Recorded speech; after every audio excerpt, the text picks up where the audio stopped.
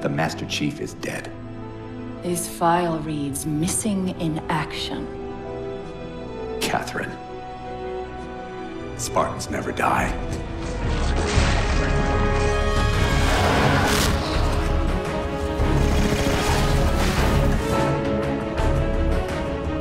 We were told we had finished the fight, but as Master Chief and Cortana drifted listlessly in space year after year, we knew that it was only a matter of time until a Spartan and his chatty AI were called back into duty.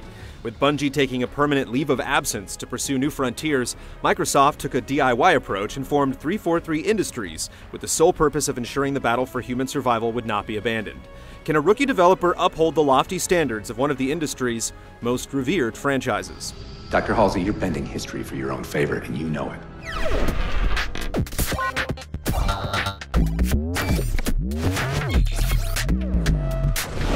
When my Spartans were all that stood between humanity and extinction, nobody was concerned about why they were originally built. It's been 4 years since the Chief turned on a distress signal and took a long overdue and extended nap. Hoping the UNSC would stumble upon his ship as it careened uncontrollably through the unfathomable expanse of space, he's ripped from his slumber by Cortana when it appears that someone, or something, is attempting to board the craft. But it's no welcoming party, and the pair quickly realizes that they're hovering above a large planet called Requiem.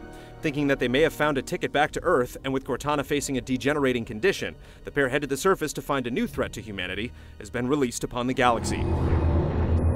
So, now can we worry about the giant metal planet? Yes, there's a brand new race called the Prometheans that stand in their way, and a bad guy that seems out of Chief's league. But deep down, this is really a tale about a man's relationship with machines, more specifically, his relationship with Cortana. In Halo 4, the Spartan is exposed as a human underneath all the armor, a lonely man who's more successful at a relationship with a computer program than those with his own kind. Resolve is galvanized and heartstrings are tugged along the way, making it easily the headiest yarn the series has yet spun. Before this is all over, promise me you'll figure out which one of us is the machine.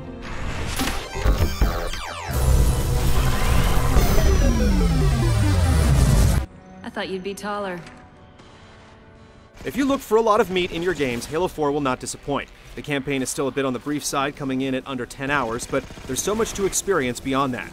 The episodic Spartan Ops allows up to 4 players to shoot through a handful of currently available missions that are bookended by cinemas to give some context to the conflict. While the story here is a little flimsy, the action is anything but. The challenge scales well based upon the number of players, and the tools in the Halo box work perfectly within the team-based framework. More episodes will be released over time, giving the mode legs beyond the disc. It's a valuable, entertaining addition. Could it be a rescue team? Wouldn't bet on it. Competitive multiplayer for up to 16 players is really where the franchise has earned its keep in the past, and that certainly doesn't change here. With a massive suite of modes and customization options, you get all the standbys like Slayer, Team Slayer, Capture the Flag, Domination, and Oddball. There are also some interesting variants like Flood, where one side takes control of the vile creatures and tries to infect the competing team. If you want a specific kind of battle, you can always go into custom games and tweak things to your heart's content, or better yet, go into the user-friendly Forge and build your own game types, or tweak existing maps to fit your agenda. If you're looking for new ways to tinker within the Halo universe, you'll certainly find it here. What are you after? Halo's multiplayer has always been popular because of its simplicity, but its leveling system has lacked significant incentive. This time the series is in line with other modern shooters, in that you unlock things as you progress that you can use to kit out your Spartan. Guns, armor, perks, and much more become available as you progress, but the carrot dangles a little too far out of reach at times. You'll have to reach level 12 just to have the full accoutrement of abilities, and taking on other players who have already reached that zenith can be frustrating. We recommend playing through the XP-friendly Spartan Ops to soften the blow a bit, since the leveling system is unified across both options. What does John have to do with this? While it can be argued that most modern players have already wrapped their heads around these concepts, they do deplete a bit from the franchise's multiplayer identity. There are very few throwaway perks among its ranks, and thankfully the weapons are among the first items to unlock, but we're not convinced that Halo needs to be like every other game in this regard to be successful. I rewrote your firmware while you were out.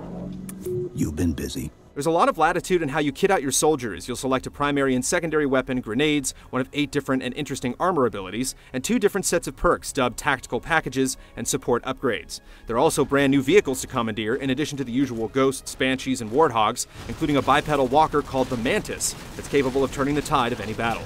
You'll also get new alien weaponry that's a blast to use, including a new grenade type that creates a kind of energy vacuum to dole out maximum punishment. Where the hell did those things come from? While the multiplayer has taken steps towards the center, the campaign mission structure sadly has not. There's not much variety in what you're doing from one hour to the next. Your primary objective is almost always to fight to a switch, flip it, and then watch a cinema that moves the story forward.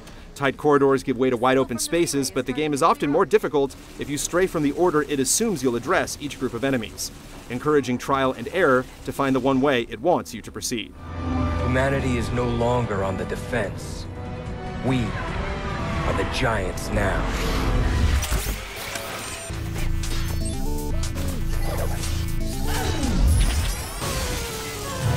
How many ships made it through the roof?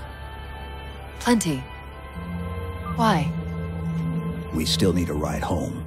Halo is responsible for a lot of the tenets that just about all shooters utilize today, and it doesn't stray from its heritage. The rebounding health meter returns along with the ability to carry just 2 guns at a time. Ammo can be scarce in the campaign, and so scavenging fallen enemies is a must. You'll often find yourself backtracking through a level hoping to find a discarded armament so you can return to the front line and continue the fight.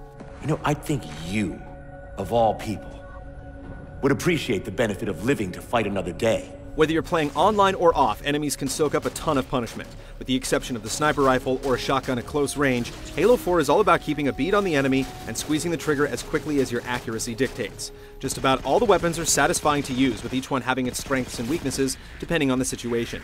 The enemies are quite clever and navigate the environment as deftly as any human player, resulting in bouts of hide-and-seek that ensure Halo 4 keeps the series' core combat identity intact. Vehicles remain extremely user-friendly and an invaluable asset when the chips are down. Well, someone's overcompensating. 2 tweaks that were initially introduced in Halo 3 have also carried over under new monikers: armor abilities and melee assassinations. The armor abilities in Halo 4 are much more useful and flexible, whether you're using a temporary shield to survive an onslaught, Promethean vision to spot enemies, or the thruster pack to slide past enemies to get the drop on them. Each is rewarding to use in its own way. There's even a hologram and hovering robot turret that can be utilized to distract enemies while you flank.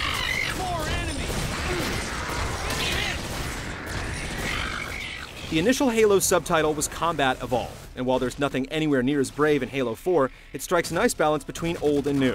Once again, enemy AI is the glue that holds the gameplay together as their unpredictable behaviors do their best to make each skirmish memorable and stave off the repetition of killing every collection of bad guys before flipping a switch and moving on to the next.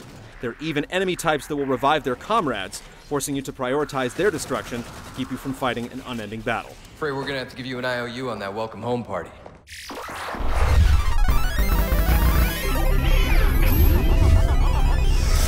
I don't know about you, but I usually like a little more intel with my intel. Once upon a time, the Halo franchise represented the bleeding edge of console tech. And while Halo 3 was certainly a disappointment in this regard, 343 has managed to squeeze an extra bit of juice out of the aging Xbox 360 hardware for Halo 4. Massive ships hover overhead as battles rage on the surface, all without any significant hit to performance.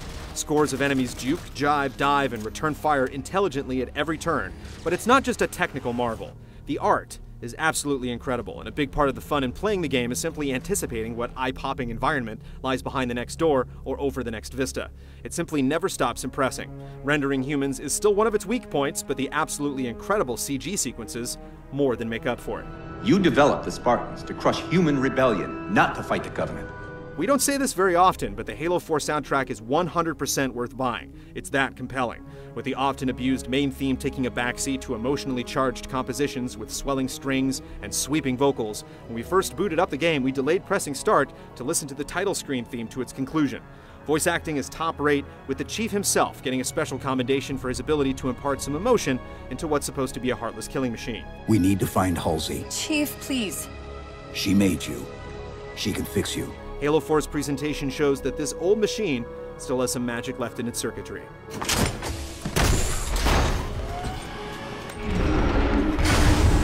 Seems like old times. Ready to get back to work? I thought you'd never ask. You know where he's heading. Same place we are. There's no doubt that Halo 4 has been developed in a pressure cooker. With expectations sky high, 343 has delivered a game that manages to walk the line between old and new with just a few stumbles. The decision to alter the multiplayer while essentially leaving the campaign structure alone is a curious one that will resonate with fans more than the casual observer. It's a sure sign that, at some point, the studio decided to keep it safe for its first foray with the Chief. It's a massive, polished game that provides a lot of value, but it can also feel like hanging out with an old high school friend. It's comfortable, it's still fun, but eventually you realize that you're slowly drifting apart.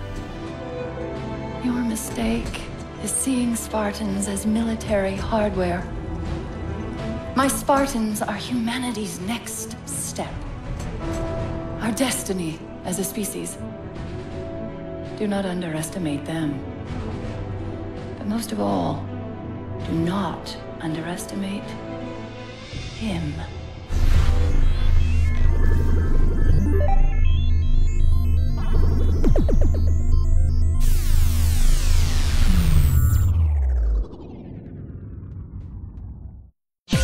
See this and other GT shows and game reviews on the GT Originals iOS app, available now on the App Store.